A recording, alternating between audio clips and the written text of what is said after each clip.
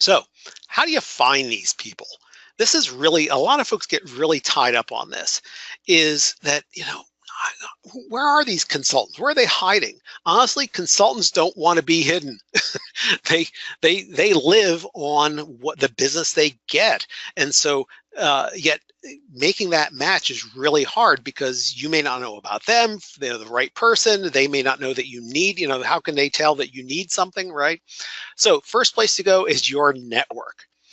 Go to your board, go to people who might already be consultants with you, right? Colleagues from outside your organization, staff inside your organization. Work your network and start asking around. You can be discreet about it, right? Maybe you don't want to throw right out that, hey, we're getting a consultant for, but you might start hearing the same names come up again and again. And now you're saying, okay, I'm hearing good things about this person. Let's make a contact. Let's find out. Go check out their LinkedIn page, things like that. Professional associations. I, on the other side of this coin, tell consultants all the time to engage in professional associations. First of all, it gives them visibility, right? They build more expertise in whatever that association does, but it also helps that connection for you to find them and to actually do some, we'll call it pre-work with somebody. If you're on a committee and you're working with a consultant and who happens also to be part of that organization, and you find out that person is reliable, you get along with them, all these other attributes that you really like, that's going to be somebody you're going to call and you want to connect with. So your involvement in a professional association and theirs will make that connection happen. You can advertise. And I've seen advertising anywhere from Craigslist, yes, to professional publications like the Chronicle of Philanthropy and others, where folks are looking for consultants. It doesn't happen a lot.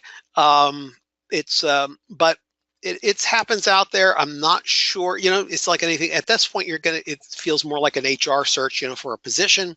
You might get a lot of folks of various skills that you may or may not want, but it's certainly an avenue. And then reach out into your social media networks as well. Either selectively, you might do something more broadly. Actually, I've always found LinkedIn advertising to be pretty effective for some things. But that's important to look at. Let's see. So when you make your selection, one of the most important things you need to do is identify your need. What's the pain that the consultant can cure? And because alleviating this pain is what it's all about, right? You want to be specific, and being specific will go a long way to getting whatever you need taken care of, right? And be open to suggestions. Consultants will bring a lot of experience to the table. Even in the engagement process, they're going to see issues that you may not see. And so be open to having that conversation. Maybe you don't need the campaign you think you need, or maybe you're too early for the campaign and you need to build the case better or define, what it is, whatever, these folks, typically my experience is that just about any consultant I know, at least who's worked with nonprofits for any length of time, really does have their potential clients' best interests in mind when they're going in to work with somebody or talking about it. So, listen to early feedback, and you might get a lot of good information. Now, talking about that early feedback, I think it's really important to realize that, any consultant should pretty much give you, whether it's on the phone, through Zoom or Skype or in person, get an hour or so, get to know somebody, right? This part of that sales process for them is part of your selection process for you. That's a good thing. You learn about them and their background. They learn about you, whether it's a good fit. And by the way, don't be surprised if a consultant will tell you, you're not a good fit for me. Okay, that's all right. That's better to hear early on than somebody who's desperate to want that job and isn't a good fit but takes it anyhow. So, but that conversation isn't about getting dirt on other clients. Don't expect a consultant to break confidentiality about other clients that they have. And that's kind of tough for a consultant because they want to be able to tell you the good things they did, but there are some good things they did they can't talk about. Now, they might be able to talk about it in broader terms But if you ask them for specifics, say, well, don't be offended if they say they can't tell you who they did whatever that job was for, because they might be under confidentiality agreements for that, which is, and think about yourself. You want them not to talk about, if you don't want them to talk about your stuff, they're going to respect that if you're echoing that back. And, don't expect specific solutions for free. That's really kind of unfair to the consultant. They probably don't know enough about your work at that point to really give something that's like really targeted that you're going to run with and then forget about them. But I've been in situations, and I know other people have, where clients will kind of pump them for information. They're kind of under the guise of looking at people for consultants, and then end up not using them. And that's not a happy thing for most folks involved. They're being generous that way. So don't be offended if they say that they can't really get into something until after we get into a contract situation. Now, size matter? Maybe. The consulting colossus has a lot of stuff to bring, as does the single shingle folks, right? So first thing is, you gotta ask, right, are you meeting the person who is going to work with your job? And that's really important, because in bigger companies, you may or may not. It's single shop, obviously you will, or if it's a small partnership or something. So that's important, to be comfortable with that person. Now, sometimes the bigger companies are going to have targeted resource people on their staff. Maybe they're going to have research specialists or IT specialists, somebody they can just almost pull right off the shelf and plug into your project. Smaller firms you're going to depend on their network. They might be able to offer the same services, but it's going to be through a networking relationship, and they may or may, it's just a little different approach to that same process. So just keep that in mind. Bigger firms tend to be more expensive than smaller firms, not always, but that often will happen. Bigger firms will often have project oversight, where smaller firms may not. So, you have to think about whether that's important to you or not. And then, like I said, the smaller firms could be a little less expensive because they don't have the overhead. So just consider, as you're looking at the size of the consulting firm you're bringing in, what some of the good and bad things are for your project. And that's really important. So you might, in fact, say, listen, we're just going to do a RFP, right? Request for proposal.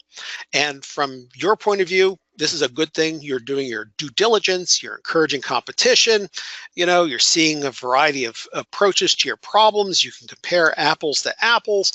That's a great thing. RFPs are good often for the nonprofits who put them out. I say often, right? From the consultant point of view, maybe not so much, right?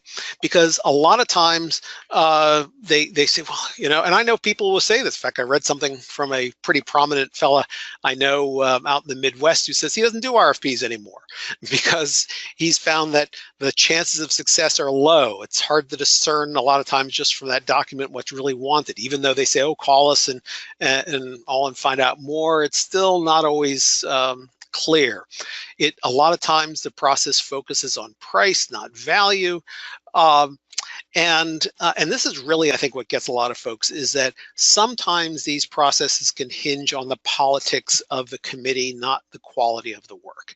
And I know that's not universal, and that might be unfair, but I've seen it happen. Other folks have told me they do. So it's between the amount of work that a consultant puts in and the chances of getting it.